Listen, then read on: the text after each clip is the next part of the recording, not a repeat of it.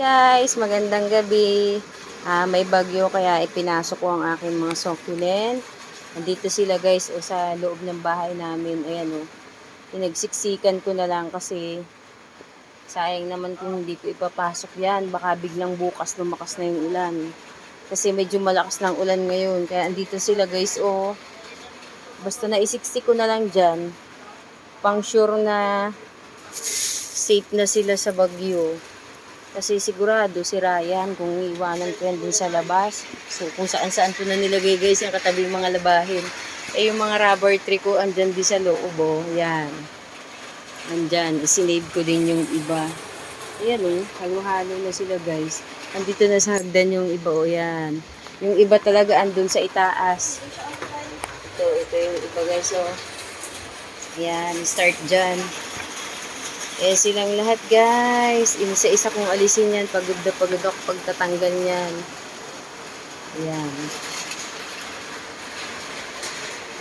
Ito. Pinagtabi-tabi ko na lang. Yan. Dikit-dikit na sila dyan. Ayan. Yan. Yan. Si Bultana. Ayan silang lahat. Ito. Diyan ko muna itinayo. Ayan pa. Sila. Sa kwarto yung iba. So, ito sila guys. Oh, madilim na. Yung ibang rubber tree guys, andito sa labas. Nilinisin ko dito yun. Kasi andun. Ayan. Nilagay ko lang dyan. Hindi ko sure kung sana naman wag lumakas yung bagyo para safe sila dyan.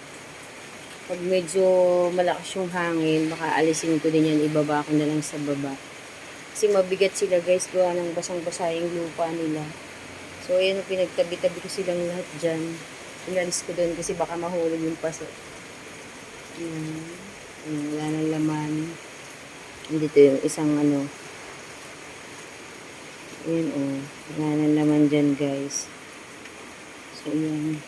Maglilinis na lang ako mamaya. So dito, makalat dito. Ayan, nakahanay silang lahat dyan. Kunti na lang yung space na daan. Ayan o. Ayan sila guys. Ayan. Yung nasa baba, hindi ko na yun aalisin kasi medyo safe doon, mababa doon. Ito lang talagang nandito sa terrace, sa taas. Kasi hindi talaga safe na lipad pagka medyo malakas ang hangin. Baka makabagsak yung paso. So, ipinasok silang lahat guys. Para safe sila dyan. Ayan o. Medyo nalakas na yung ulan. May kasama ng hangin.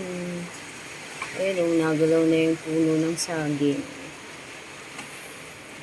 So hanggang dito na lang guys.